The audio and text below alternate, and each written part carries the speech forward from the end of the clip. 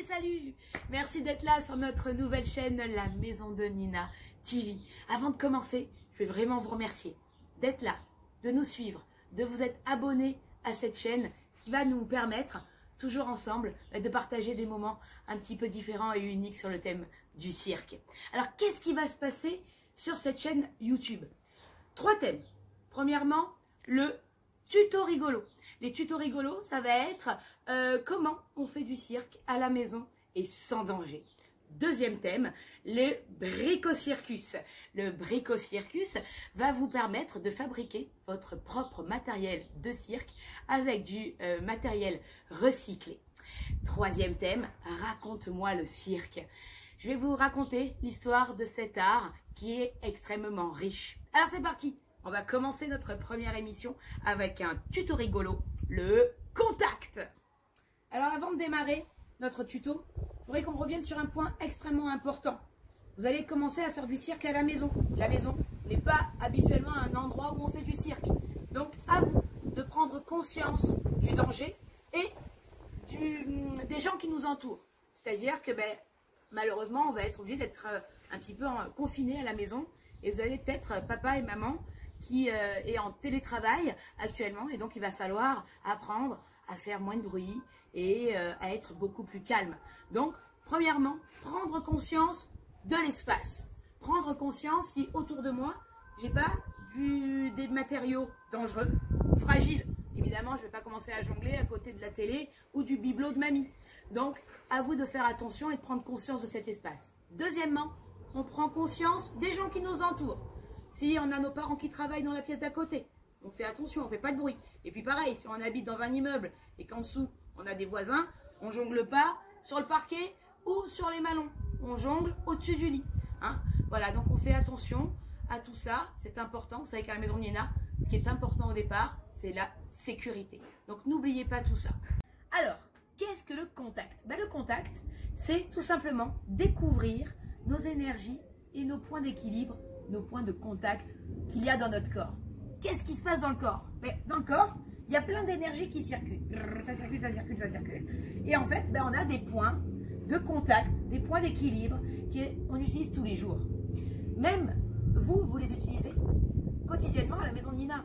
Quand on fait les assiettes chinoises, vous tenez votre bâton, on fait tourner l'assiette, on fait le mouvement, et puis après je vous dis, tiens, mets-la en équilibre sur le doigt, sur le menton, sur le nez, sur le front. Et vous allez toujours poser votre baguette au même endroit.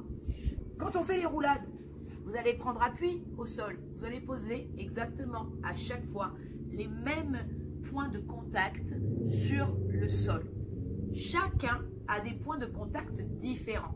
À nous de les découvrir ensemble.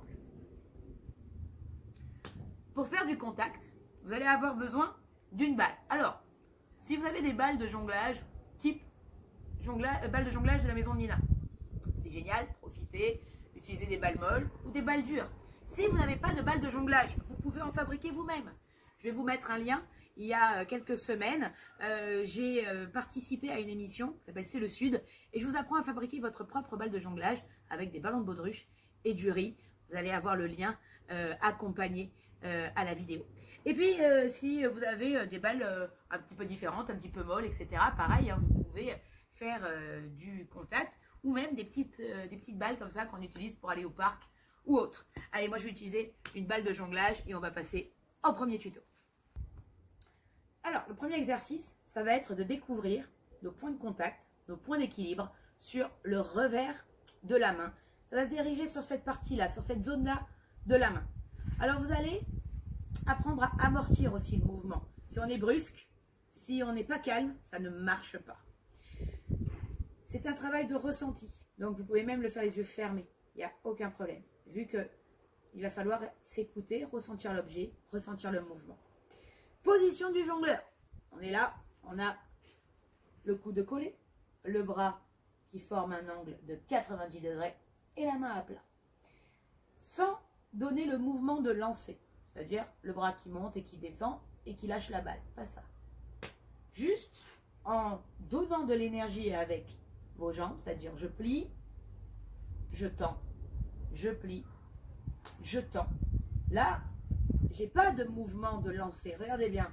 Je plie, je tends, je plie, je tends.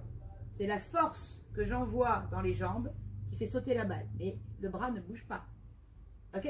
Une fois que la balle est à son apogée, qu'est-ce que je fais? Je retourne la main. Et la main est bien à plat. Et ma balle vient se poser sur mes phalanges. Ça donne ça. Je plie, je tends, je tourne. Regardez bien ce que fait ma main une fois que la balle se pose sur mes doigts. Ben, j'amortis. Alors, je vais vous l'exagérer. Je plie, je tends et j'amortis. Si j'amortis pas, ben, ça va rebondir, ça ne va pas marcher. C'est pour ça que je vous conseille de bien amortir, de bien ressentir. Prenez votre respiration. Je suis là. Respiration. Faites des bruitages, ça marche. Vous savez que le jongleur se parle beaucoup. Moi, je fais beaucoup de bruitage. Voilà, je fais des bruitages. Donc, allez-y. Hein. Ok? Ok? Je suis là. Je plie, je tends. Une fois que ça est validé, vous pouvez tranquillement, plusieurs fois, envoyer. Après, vous pouvez un peu plus envoyer. Hein. J'envoie réellement, cette fois-ci. Hein. Vous avez vu, je fais vraiment mon mouvement de lancer et j'amortis. Par contre, on amortit bien dans les jambes, pas dans le dos. C'est pas ça. Hein. Pas le dos. C'est vraiment le bas des jambes, le bas du corps qui se plie. Ok? Une fois que vous avez ça, ben, vous faites de la main gauche pour les gauchers et de la main droite pour les droitiers. Ok? Bien, les deux mains, c'est super important. Allez, on va passer au deuxième exercice. Allez, une fois qu'on a bien découvert ben, notre revers et envers de la main, et ben, on va commencer à travailler sur le bras et l'avant-bras. Nous avons un point de contact ici. Alors, vous allez me dire, ouais, mais Nina, facile, toi, tu as le trou là. Ben ouais, mais c'est pas le trou qui fait. C'est l'énergie et la concentration et ce que je donne au mouvement. On va se mettre de profil. Et là, je vais, comme tout à l'heure, je plie, je tends. Ok? Vous le refait. Je plie, je tends. Vous avez vu, c'est un mouvement sec, mais en même temps, là, il faut être détendu et fluide. Hein. On réfléchit. Si j'ai le bras trop haut, qu'est-ce qui va se passer? Là, la balle, elle va rouler. Si je bats trop bas, ça roule aussi. Donc, quand je vais envoyer la balle avec l'énergie des jambes, elle va être en l'air. Au moment où je suis là, poum, je tends. C'est un peu comme un mouvement d'escrime. D'accord? J'avance mon bras, je tends et j'ai la balle qui vient se poser dans l'alignement de mon œil. Je suis là, vous voyez, je suis là, tac. Je refais, là. Et je regarde mon mouvement, je regarde ma balle. Mon poing, c'est ma balle. Je ne regarde pas mon bras. Hein, c'est pas... Si vous regardez votre bras, ça ne marchera jamais. On vient chercher la balle. Là, je plie, je tends. Pensez bien à je plie, je tends. Si vous tendez et pliez, ça ne va pas faire. Ça va donner ça. Si je tends, je plie, ça va donner ça. Ça va donner un mouvement inverse. Donc ça ne va pas marcher. Allez, maintenant c'est à vous. Troisième exercice. Vous allez apprendre à avoir cette sensation que la balle est aimantée à votre corps. Hein. Donc là, on commence à avoir déjà une bonne idée du contact et de ces mouvements assez fluides. Je peux aussi le faire les yeux fermés. Hein, tout simplement parce que c'est un exercice de ressenti.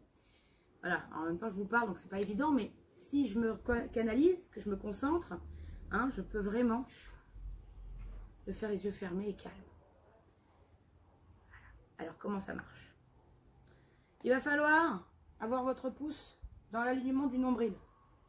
Et là, ça va être, j'ouvre, je ferme.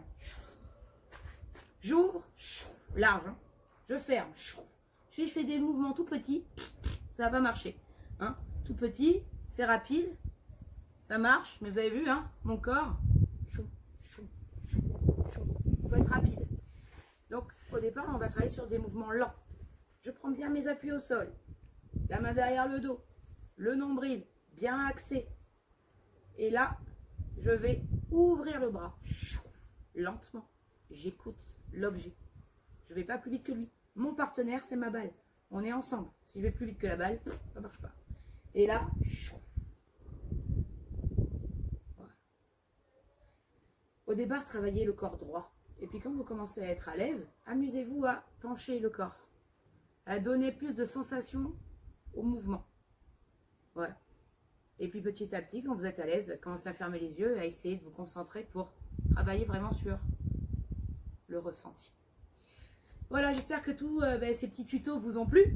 Surtout, entraînez-vous, pensez à votre sécurité, amusez-vous et envoyez-nous vos vidéos. Si vous avez des questions, un petit SMS, un petit message, un petit commentaire, je serai là pour vous répondre. Et voilà, en tout cas, avec toute l'équipe de la Maison de Nina, on vous fait plein de bisous. On se retrouve demain pour de nouvelles aventures. Et en attendant, circuitez bien. Ciao!